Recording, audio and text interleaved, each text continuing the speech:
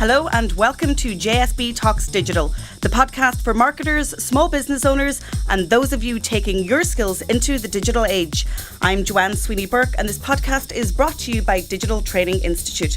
Coming up in today's show, I ask my special guests, Jenny Brennan and Paul O'Mahony, how social media has changed their lives, why Santa Claus has embraced social media, and how it's changing his life.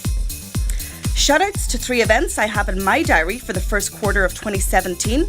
We take viewers' questions on how to use social media for business, and JSB Talks Digital, the vlog. Yes, I'm going front of screen.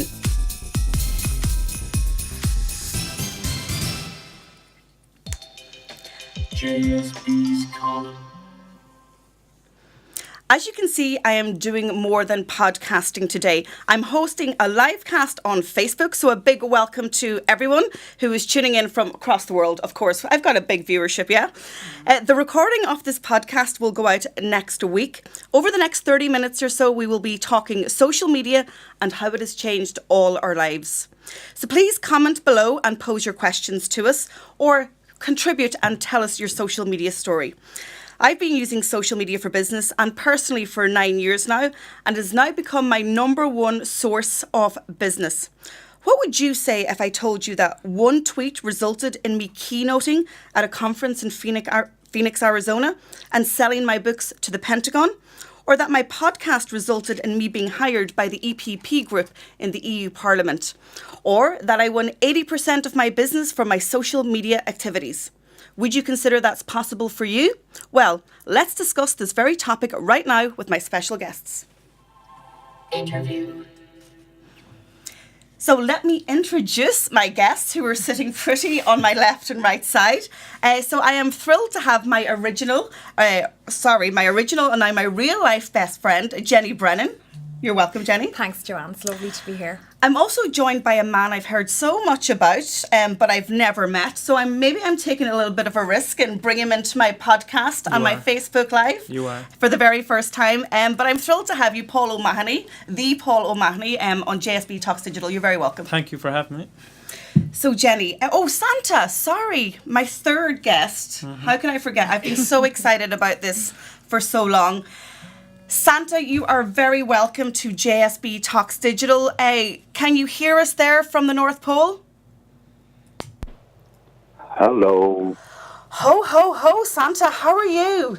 How are you, Joanne? Oh, I am very good, thank you. I am so pleased that you have joined us. Listen, I have spent the past 3 weeks going via your agent, Mrs. Claus, to have you on the show. And I really appreciate that this is an extremely busy time of year. I know Paul O'Mahony is extremely busy, but he's certainly not as busy as you. How are you? I'm wonderful. We're really, really busy up here down in the North Pole, getting all the toys ready for the boys and girls for Christmas. Well, Santa, hold on the line, have your mulled wine. I told Mrs. Claus to have a little mulled wine there for you, because I'm going to speak to Jenny first. Oh, we do. We have the mulled wine, and we have the nice mince pies that Mrs. Claus has made earlier on for us this morning. Okay, thank you, Santa. I hope he doesn't have too much mulled wine. He's got to drive in a couple of weeks. Jenny, let me start with you. You are wearing your Agora Pulse t-shirt, and 2016 was a really big year for you.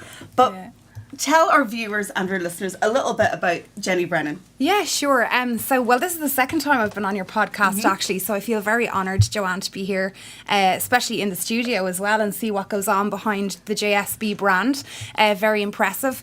I am Director of Inside Sales at Agora Pulse, and Agora Pulse is a social media tool platform for agencies and for companies all over the world, managing multiple social media channels all in the one place. So everything from interactions that are happening with your brand directly to your reporting, engagement, everything that we know that's important in order to keep your visibility out there and build relationships. So we know from research and even talking to other social media managers, The biggest difficulty that they have is not pushing out content or managing their time. It's actually reporting, but Agora Pulse has a really great reporting function. Yeah, it does. So basically how our tool works is that for all the social channels that are actually, or social profiles that are actually connected, Twitter, Instagram and Facebook, we do reporting for all three of those. And we measure everything from audience, awareness, engagement, all the way through to your team management as well, which obviously is really important to know who's doing what. And yeah, we give you everything from those kind of big picture metrics down to, you know, who are the most important people to our brand, who do we need to be talking to, who do we need to be listening to. So, because let's face it, a CEO just wants to see the metrics that matter on one sheet. Yeah, absolutely. And they want to be able to see it in a way that they actually understand, because I think as social media professionals, we have a habit of, we know everything and understand, well, not everything, but we know and understand a lot. And sometimes when you're talking to somebody who's at CEO level or management or whatever, they have a lot going on in their life or, you know, in their job anyway. So, yeah, the reports make it really, really easy for the person doing the job and then for the person who actually needs to digest that information. So you took up the role this year of Director of Prospect Happiness? Yeah, that's what they call me, Director of Prospect Happiness. I'm the person, I suppose, at the front line who meets with people, and I always kind of liken it to, if somebody was to call to my hall door, I would open the hall door and give them a cup of coffee and have a chat about Agora Pulse, and that's how I do my demos with people all over the world. So the internet has allowed me to work from Clonbur in County Galway and deal with people, as I say, in the United States, all across Europe, who are looking for a social media solution. So it's really fantastic. She's also the Director of Inside Sales. It's a really important job, brings in the money. But let's take a step back. You were self-employed before you joined Agora Pulse this year, and you are a Facebook ads expert, and I think you were a little bit ahead of your time because you had been doing that for 5 years. Bring us back to that time. Yeah, well, 5 years ago I actually started a business as a virtual assistant as a result of just being completely bored out of my brains, to be honest. I'd spent 3.5 years kind of not working. I'd walked out of corporate. I was burnt out, you know, I was 29, burnt out, and decided I wanted to just put on the wellies and have my lovely kids and just be at home. So I did that for 3.5 years. But then, you know, the brain starts to kind of need a little bit more stimulation and whatever. And but I didn't want to leave the home. So I wanted to find this balance where I could still be a really good mum, but earn my own money, have my own career. And so that's where I started. That evolved over 2 years. I travelled over to San Diego to Social Media Marketing World, which I know you were at this year. And building relationships over there with Emmerich Erno, our CEO, John Loomer, Mary Smith. I swear I'm not name dropping, but fantastic people.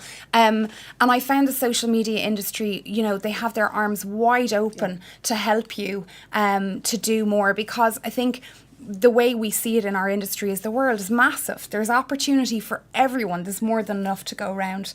So that led me into the Facebook ad space, which I was doing for the last kind of 2.5 years. But my real passion is people, and I love selling. Okay.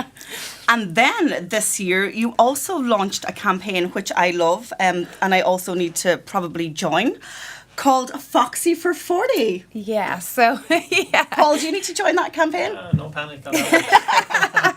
Yeah, well, the Foxy for 40 hashtag kind of happened, not by mistake, I suppose. This summer, I was 39. We were out in the United States on our holidays. And, you know, like most women in my situation with kids and busy and trying to look after the whole world, I wasn't looking after myself. You know, I wasn't following a good diet. I wasn't exercising. I was probably having too many vinos in the evenings to relax. And I'm very honest about that. But I knew something had to change. I was very concerned about my health. I've already had diabetes and pregnancy and things. And I just said, you know what, you're coming up to 40 next year. So I have a few friends of mine who were a huge influence. They're into the bodybuilding scene, and they really inspired me because they had completely transformed their lives, their bodies, how they felt about themselves, and it had a huge impression on their whole life. And so taking on this role in Agora Pulse, I knew it was going to be busy, it's going to be challenging, and we're a growing company, and I need to be on top of my game. I need to be able to get up early in the morning and be bright and bushy-tailed. So yeah, I basically signed up for some personal training at NCC Fitness in Cong, which is my local GAA club, with Shane Ward, who wouldn't come out now and be live on a podcast, but he's been fantastic, really, really helpful, and just getting me into the whole mindset of changing a lifestyle.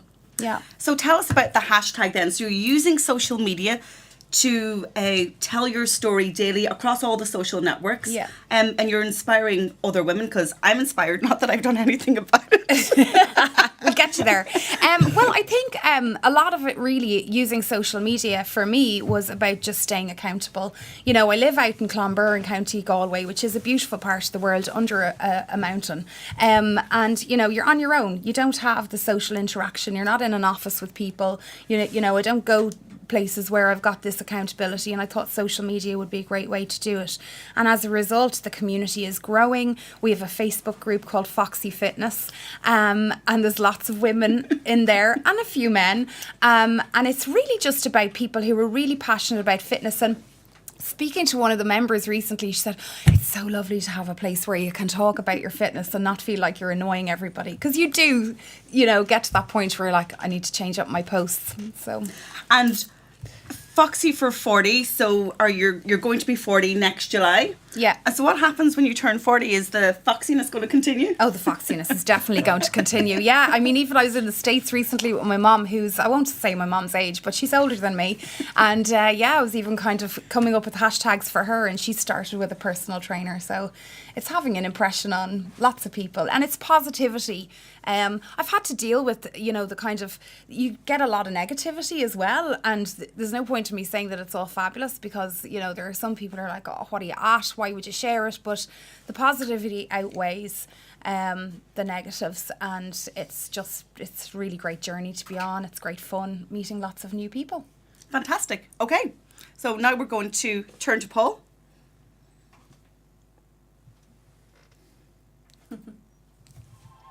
Interview. We have to wait for the jingle, Paul. Where's the jingle? This is a podcast, okay? It's a radio show. It's all about the jingle.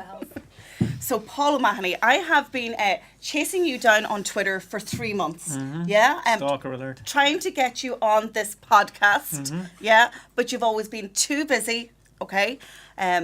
Usually in a different country every time that you respond to my tweet, but you're very good at responding. You're in Galway, and I didn't even know that you lived in Galway. I know. I could have gone across the bridge. I was afraid to tell you. I was afraid. Why do you think I stay out of the country so often? Hey, if anybody can get Santa Claus, it's JSB. There There you go. So you're very welcome to my show. Thank you for having me. Genuinely, it's an honour. You're very kind. So tell me about Paul O'Mahony. 5 times in 1 week, a fortnight ago, I had people ask me, have you met Paul O'Mahony? Have you heard him speak? Do you know him? And I'm like, well, I know him from Twitter. I know him from, you know, online. Tell our listeners and our viewers about Paul O'Mahony. Give us your backstory. Sure. So actually, I was in a corporate environment as well. I wouldn't say I was burnt out, but I kind of made a decision at same age, 30, 2009, that I was done with it. No idea how I was going to do it.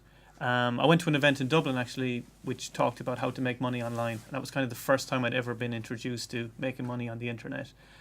And 3 months later, I think, I went to a Tony Robbins event in New York. Please don't take this advice, but this is what I did. I went to the event. I walked on fire. I went from being one of the most cynical and skeptical people there to actually texting my boss and quitting my job with no plan other than fake it until you make it, which isn't a good strategy if that's your only strategy. So should I go home, get some coals out, walk on fire, and maybe ring myself and leave my home job? Yeah, if that works for you, sure. So yeah, and I quit my job. 3 months later, my biggest problem was I couldn't choose what business area to get to focus on. And I'd never been in business before, 9 years of comfort of kind of corporate environment, which I enjoyed, I have to say. So I had signed up for 3 different programs to learn about how to make money on the internet. Hadn't really done anything with them until I woke up mid-July 2009 in a sweat, saying this faking it until you make it doesn't really work unless you have something to back it up. So I missed all that bit that Tony talked about, like learning things, adding value, helping others. I skipped all of that. I just planned on faking it. And mid 2009, woke up completely broke, lost a lot of money on the stock market, actually all I had. And then it was a case of I need to make this internet stuff work. And I focused on Twitter, not because I was on it already or anything like that. It was because I received an email about a girl in the UK who was making 3,000 sterling a month from Twitter while in a full-time job. I said, good enough for me. Twitter's going to be my business area, even though I don't know anything about it. And I set a target of getting 1,000 followers in a week, and ended up getting 7,000 followers in a week. There was nothing magical about it. How did you do it? You didn't buy them. No, that wasn't even heard of back then. I just literally followed 14,000 people. Follow 14,000 times. That's all. You're going to drive Owen mad by hitting the table. Yeah, but people at home can get that. It was that annoying. Yeah. Okay, so you choose Twitter as your platform of choice. Yeah. You get 3,000 followers. 7,000 followers in a week. 7,000 followers in a week. In 7 accounts. So how do you then convert that into cash?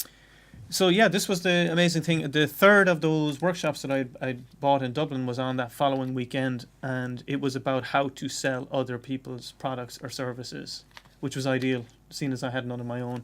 And I kind of had a lot of hang-ups about it. Like I didn't want to sell other people's stuff unless I tested it first and all this kind of stuff.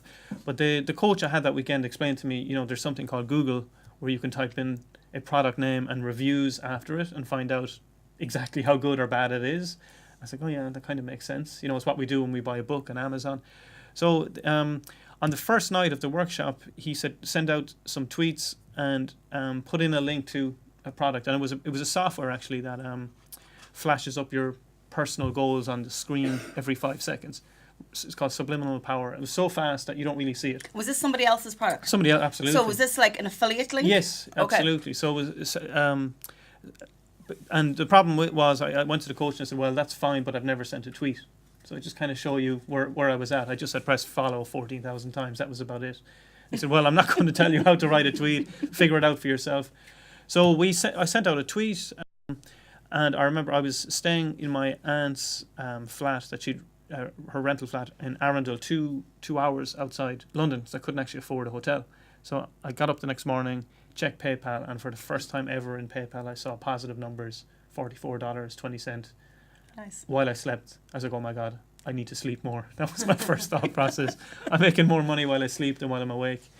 So that was kind of it for me. I couldn't believe it. So once you saw the dollars in the bank account, then that was the moment that I guess your mindset shifted and you believed that you could do it. Well, my first question the next day when I walked in was, if it's this easy, why isn't everybody else doing it? And Mark, who became my coach and mentor, said to me, that one question is the question that stops pretty much everybody else taking any kind of action that might get them out of the situation they're in financially. So how has that led you then to be, a very sought after speaker and traveling, most of the year abroad? How did that leapfrog happen? So at that event, that organizer, he said, you know what you've just done there. You've made money from Twitter. He said, everyone talks about it, about branding and this kind of stuff. One of the things I kind of say is branding is what you get when you don't get what you want, which is basically getting money from, ultimately CFOs want to see, show me the money on the bottom line. And he said, we can package that up and make that, teach companies, teach individuals how to do that. I can show you how to make millions from that one skill. And I said, well, that sounds good to me. And 4 months later, I'd made my first $10,000 in a month, and that doubled the following month. And then it kind of started to snowball. All with affiliate marketing? All with affiliate, and very quickly created my own product on Twitter specifically. And the thing about it was I was kind of pitched as the person in the audience who actually did something and started making money. So people, even at that event with Mark, he had lots of multimillionaire speakers, but once they heard about my $45, they said, I want to learn from him. Yes, they related more to you. Exactly, because if he can do it, I can do it. I still try not to let that affect my ego, but yeah. So I described you as the digital millionaire, and like when I sent you over the graphic for the promo, I said, is this okay? I read your 200-word bio, but can I shorten it to digital millionaire? And you said, yeah, that's okay. And I was like, wow, he's really cool. He's really cool with that, Sure. So I've no problem with abundance. Keep it coming this direction. There's never been more money in the world. That's kind of the funny thing about what I talk about is so I do workshops on setting up online businesses, monetizing what your knowledge, or if you don't have your own skill set, how to use other people's. And more the conversation became more and more about money and wealth and the issues that adults have about money and wealth. And I used to always have to start my talk with, well, look, I'm not a qualified financial advisor, but these are my thoughts. So last year I actually did the qualifications just to become a QFA, so officially have the credibility, because people are actually there ultimately to learn about making money. And it's the same with businesses. It's not because generally I find, and there's definitely a scale here, but it's generally that people aren't passionate about social media so much. They're passionate about their business. They're passionate about their family. They're passionate about what they want to go achieve in their lives. And social media happens to be a vehicle that some of us are using really well, and people would like to jump on board and figure out, how that works. So tell me about your speaking life. So it's changed you. Obviously, you're self-employed. You've created your own products, and you get to travel. But tell me about the speaking element, because I'm fascinated about that. Okay, so very early on, from the very first time I saw the speakers in Dublin, I said, I kind of fancy that looks nice. But the problem was all of them had these stories like rags to riches, they were born in this hospital in London, ended up in a reed basket and sent up the River Thames and raised by wolves and all this kind of stuff. This is mental. And if I ever get on stage, my story's way too normal. So I wanted to get on stage, and I held an event with my business partner at the time, and that's how I first spoke on stage, because nobody else would have me on stage at that point. I had nothing much to speak about. Create your own stage. Create your own stage. And my story was exactly that, a piss take of the other speakers, and people really warmed to it. I actually haven't changed it to this day. And then I just showed them the simple steps of what I did around making money, specifically me, with social media, and how they could apply those skills. And then I guess what people warm to outside of Ireland, which is we were just talking about this morning, is we've such a massive advantage. Once we leave even maybe a 10-mile radius of Ireland, we're absolutely the world's favourites. Mm-hmm. And even though if people won't remember my name, it's the funny Irish guy. That's all they need to know or to hear, and to say, I don't even know sometimes what I'm investing in, but I'm investing in the Irish. So the home audience is tough. I wouldn't say they're tough, but I decided straight away that I was going to break away from the Irish market, because I know how we are. We'd much rather listen to somebody that we've never heard of from the US rather than somebody that could be from a couple of towns over, because they couldn't know anything of any value today. Sometimes it's the Irish psyche. Yeah. Okay, well, Paul, we'll come back to you in a minute. Sure. Thank you so much. And it's time for interview number 3. Interview. Santa Claus, are you still on the line? Oh, I'm still here. So, what did you think of Jenny and Paul's stories? Well, aren't they good boys and girls, huh? Ho, ho, ho, ho. So, Santa Claus, no offence to my beautiful other guests on my left and right, but I have had sleepless nights waiting for this interview with you. How are you and Mrs. Claus? Are you stressed, or are you feeling you're feeling good? Oh, we're okay. We're very busy. It's our busiest time of year. It's all fun. And what about the elves? I hope you're not overworking them. We have an EU working time directive in this part of the world. Oh, they're working away. They're happy as Larry. Oh, yes, and Larry's there as well. So I'm so delighted that you took time to join me, Santa, but I really wanted to explore how social media has changed your life and your business, because this is the theme of JSB Talks Digital, the podcast today. So, I grew up in the 80s, and I remember the time without social media.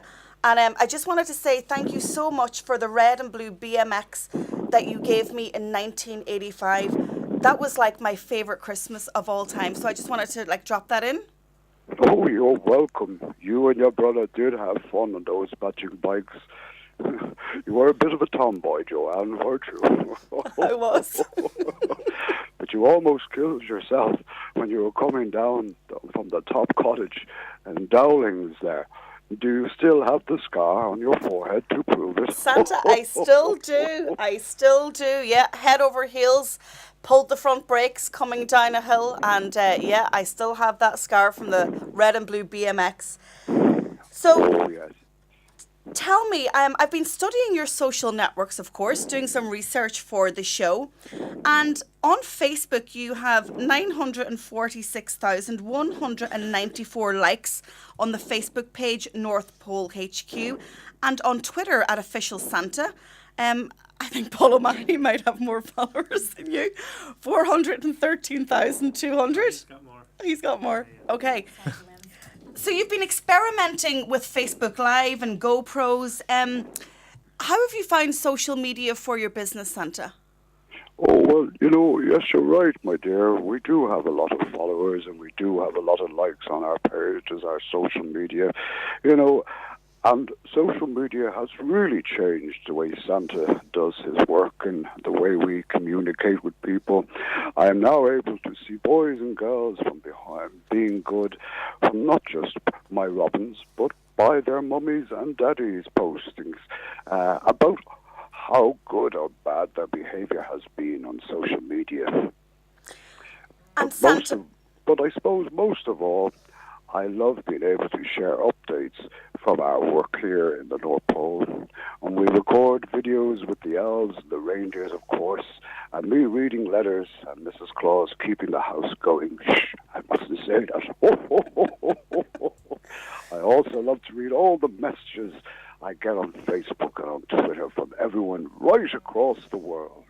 Isn't that remarkable, Santa? Because I remember when I wrote to you in the 80s, you didn't write back to me, but it's okay. Now you have social media and you have the opportunity to read all the messages and maybe send some messages back. Now tell me, will you be sharing footage of you leaving the North Pole on Christmas Eve on Facebook Live? Because I think that's a really good social media opportunity. Not to give you any advice, of course. Oh, well, we thank you. That we've already got plans in place, and we have all the GoPros out, and all the elves are all there with their phones, and they're going to be using Facebook Live to show everyone me going off on my big trek around the world to deliver all the Christmas presents for all the boys and girls. Now, Santa, in advance of this podcast and Facebook livecast, I reached out to my community, my big community online, and I said, would you like to ask Santa any questions? Because I'm going to have him on the show. And I have a few. Would you be willing to answer them?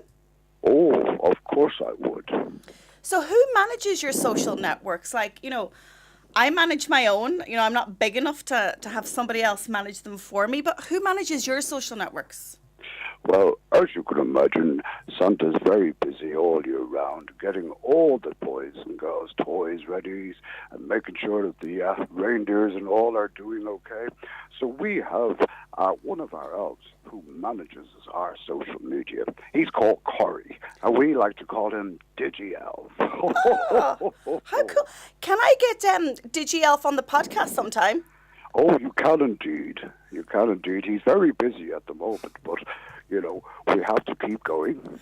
I don't think he's as busy as Paul O'Mahony. Paul O'Mahony flies around the world and he doesn't have a sleigh. So, Another question. How do you feel about people creating fake profiles? Because during my research, I saw so many fake Santa Claus profiles on Twitter and Facebook. Does that upset you? Well, it does, but all the mummies and the daddies, they all know that the real Santa networks are the North Pole HQ.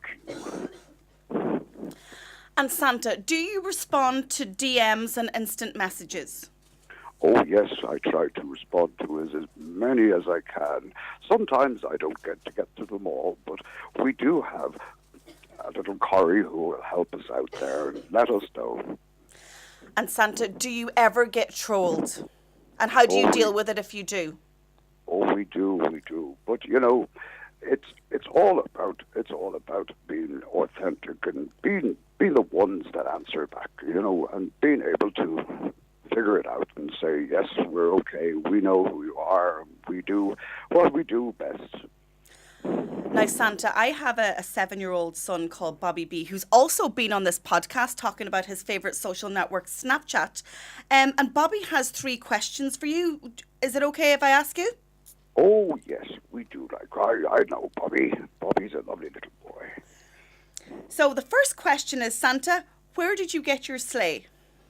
Oh, well, the the sleigh is quite old now. The elves made it back in 1945 in the North Pole workshop. But we do repairs on it every year. As you can imagine, it gets a lot of use on Christmas Eve. And this year, we even fitted a new blade to it. Fantastic. That's good to know. Next question, Santa. What would you like Bobby B to leave out for you on Christmas Eve? He told me to tell you that don't ask for any of Mum's cooking because she can't cook really well. So he's suggesting maybe mini mince pies, rich tea biscuits, which are his favourite, milk and carrots for Rudolph and the reindeer. How does that sound? Oh, that sounds lovely. Oh, yes, that would be lovely. I think rich tea biscuits would be nice. I don't get many of those. You can't beat a McVitie, Santa, honestly. We'll leave a few extra out for you. And finally, from Bobby B. Bobby B has a big sister called Sophie. You might know Sophie, and they share the same birthday, of course, but there's 14 years difference. So Sophie's 21, but she's still writing her letter to you this year, and Bobby wants to know, is Sophie Burke on the good list or the naughty list? Because Bobby B is confident he's on the good list, but he's worried that Sophie might not be. So what do you think? Well, I did see her fighting with her brother a few times, but she is very kind to him, and many, many times. So she is on the good list, so you can tell Bobby that. Yay! Thank you, Santa. And I have just one more question for you. How do you think social media has changed your working life, and how is it bringing cheers to the children of the world? Oh, I've been able to create more Santa dreams by showing children behind the door of my house and how to see Mrs. Claus and the elves at work in the North Pole. Santa is a very special part of Christmas for young and old, and I can't think of a better job. Oh, fantastic. Thank you so much, Santa. Please stay on the line because we've got about another 10 minutes off the show, and Bobby B will be so excited when he comes out of school later on and he watches this replay on Facebook. So thank you so much. Isn't Santa great? Amazing. Maybe we should ask, is Jenny and Paul on the good list or the naughty list? And what about me, of course? Oh, you are always on the good list for all the good work you do, for all the people and helping them with their social media. Thank you, Santa. Thanks, Santa. Okay, so that's interviews. I have some questions from the community. Teresa Rock, actually, asks a question. Are Facebook groups still useful, and what's the best way to make them work? Well, Facebook groups, they were very good about a year ago. Where I would use them, there's a couple of ways. If you'd have zero budget whatsoever to run ads, but you've got a bit of time, groups can be quite effective. But you've got to filter through the noise. So, no matter what business area you're in, one of the things I would say is don't specifically jump into the group that is talking about that topic, because oftentimes you find salespeople and marketers in there. So if you want to get the most out of a group in that way, I would look for the same people, but find them in another group where they would have similar interests. And in that way, it's much easier to approach them, and you don't have as much competition going on there. The other good use for groups that I have at the moment is rather than specifically looking for clients or people to do business with, is you can kind of run a private membership site from it. And Facebook groups is a really good way of doing that. Even though you can have obviously public ones, the private ones I find can be very useful, and you can just set up kind of membership programs where people pay a monthly fee to maybe Foxy for 40, something along those lines. When she decides, what, I'm giving away too much for free here, you can actually turn that into some kind of a group that people can pay on a more regular basis. So they're kind of the two of the uses that I would have. Yeah, it's a great way to cut through the noise, Jenny. And you have your Foxy for 40 group, or your Foxy Fitness Group, rather? Foxy Fitness is the group, yeah. The thing about groups, I think I've seen lots of people, like as Paul is saying, use them in different ways. Whether it's for your club or for your organisation or for whatever. Huge part of online programs, trainings, memberships, because it's just a place where you can have community. But also you can build. It was one thing I actually did when I was running Facebook ads for myself, and I was selling programs, teaching people how to run Facebook ads, was where I gave away something for free. It was like a free training, and then they'd get their freebie, they'd be on my email list, but they'd also get into a free group. And that worked really, really well. It's, you're not in there all of the time as the person who owns it, but you do contribute and give value, as Paul was saying. But it's a great way of building community, and I think at the end of the day, that's what social media is all about. It's about, serving the people who are actually giving it time from their day to follow you or to listen to you. So yeah, and I think it's about relevancy. I want people to follow me who are interested in me and what I have to say. The others, I don't care so much. No.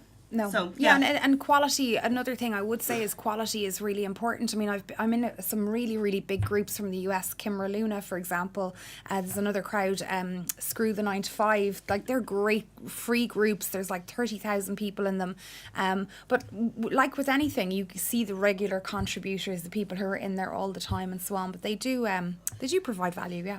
Okay, so we are going to move on to one very special launch that I have. Do we have a jingle for this, Owen? So today is a very special day for me. I am launching the JSB Talks Digital vlog. If podcasting wasn't enough for JSB, the former broadcast journalist, I decided that I had to get front of screen because I have been ignoring the world's second largest search engine, YouTube, for far too long. And in my world of digital marketing, I like to walk the walk and not just talk the talk. So today I am launching JSB Talks Digital, the vlog. Paul, would you do me the honours and lift up my promo sign? I got it from the guys at Snap Printing, and when I collected it this morning... It's pretty amazing, man. Wow. Pretty freaking amazing. Pretty huge. I asked for a sign, but I didn't really ask for a life-size version of JSB, and I have to say, she looks much better than me. You have to admit, she looks much better than me, but yeah, are we on Snapchat? Or? Snapchat now. Thanks, Paul. So, the JSB Talks Digital vlog is going to be on YouTube on the Digital Training Institute YouTube channel, okay? In the playlist, JSB Talks Digital. And Cormac, I'm not sure if we can show the first... No, we can't. Okay, so right now, please just go to YouTube, click on Digital Training Institute, and you will see my first vlog, JSB Talks Digital, and it's my introduction. And the second one will be out on Monday. So, as you know, the podcast, you can put that down now, Paul. Okay. He's doing a good job. Yeah. Oh, is he? Okay. Just leave him there. Okay, maybe I'll hire him as a... Hey, it'll be good for his arms, yeah. Foxy for 40. So as you know, JSB Talks Digital, the podcast, comes out every Friday. But JSB Talks Digital, the vlog, is going to come out every Monday. So when you wake up and you're having your morning coffee or the cup of tea that I like to have, just subscribe and I'll come into your phone. Who doesn't want JSB to come into their phone? Nobody. You're well trained. I am. You got the script. Thank you. You read the memo. Yes, Thank I have. you. Well done. I might invite you back. Okay, so we don't have it right now, so we're going to move on to shoutouts. Shoutouts. So each week in the show, I give shoutouts to people who are remarkable online and worth talking about. However, in this week's show, I wanted to share 3 events that are in my diary for the first quarter of 2017. The Pendulum Summit takes place in the Convention Centre in Dublin on the 11th and 12th of January. I'm going to attempt to unleash the warrior in JSB at this 2-day business event taking place in the capital. Organisers describe it as the world's leading business and self-empowerment summit. So if you want to find out more and maybe join me at it, go to pendulumsummit.com. Social Media Marketing World takes place in San Diego from March 22nd to 24th. I attended the event this year for the very first time, and I'm planning to make a return trip. It really is a wow event with the world's most talented social media practitioners, from content to video, social advertising to tools, and so much more. It also provides for fantastic networking opportunities. And did I mention that they throw a party for delegates on a US military ship? It rocks. It really rocks. And Jenny, I know you've been at it. So if you're interested, log on to socialmediaexaminer.com/SMM World. However, do check out my blog post on page 1 of Google. So if you type in social media marketing world, you get my blog post with the 10 highlights from the 2016 event. Finally, Summit Live UK From Risk to Revolution takes place from March 27th to the 29th in London, and it's been organised by our good friend Victoria Taylor, a previous guest on this podcast.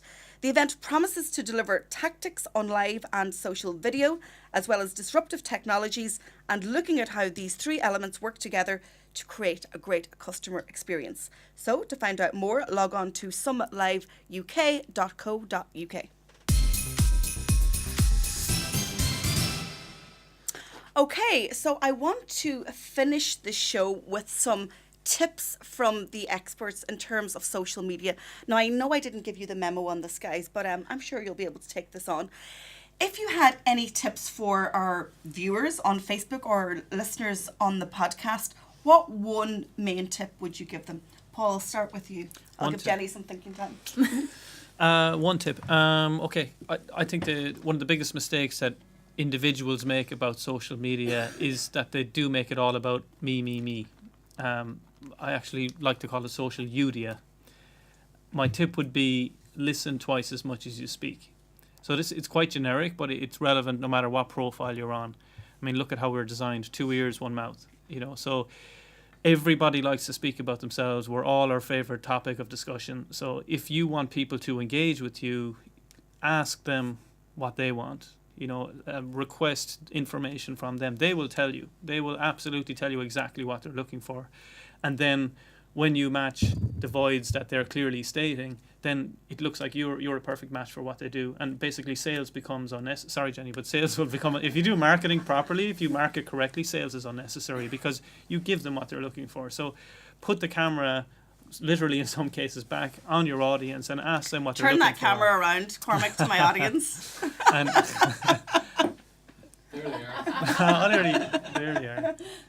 Yeah, and that's what I would suggest is take that focus off the kind of the narcissistic sometimes even. But you know what? It's a lot of that advice has been given by experts saying, talk about yourself, post about stuff, give discounts. And you know what?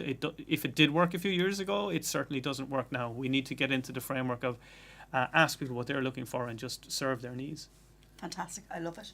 Jenny. He took my tip. I'd really just reiterate what Paul is saying.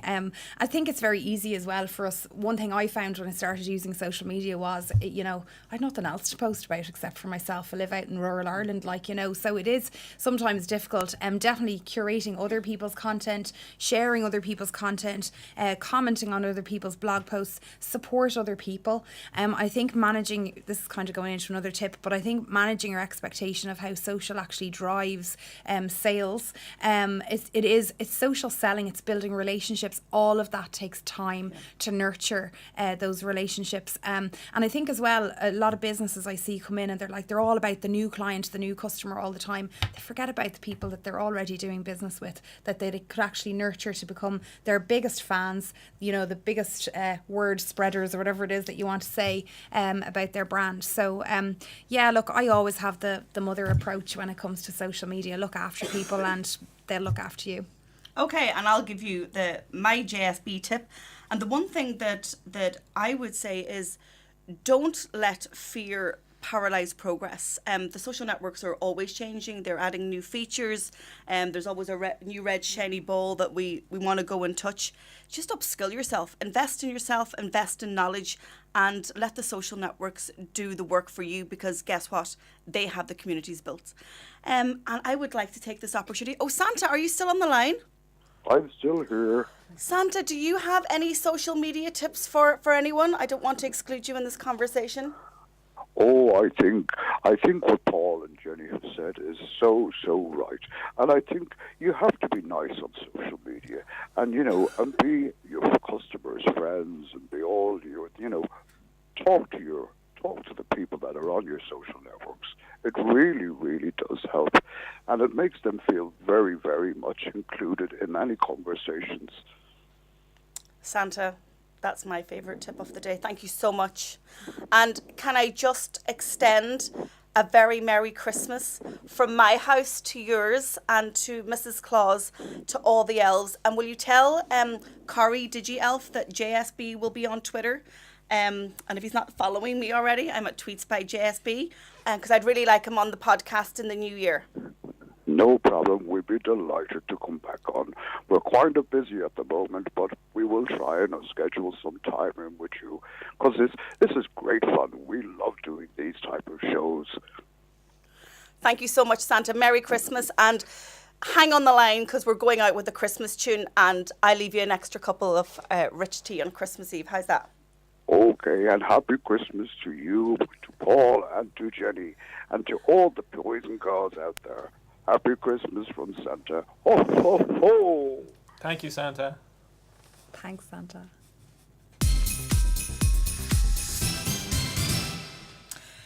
Thank you for tuning into my Christmas special, either on this podcast or on Facebook Live. If you want to read more about what I've discussed on the show, log on to digitaltraining.ie and click on podcasts. I'll have links to everything there. Thanks to my guests for joining me on the show, Jenny Brennan, Paul O'Mahony, who now I've finally met. You're okay. Thanks. You're a good guy. And of course, Santa Claus.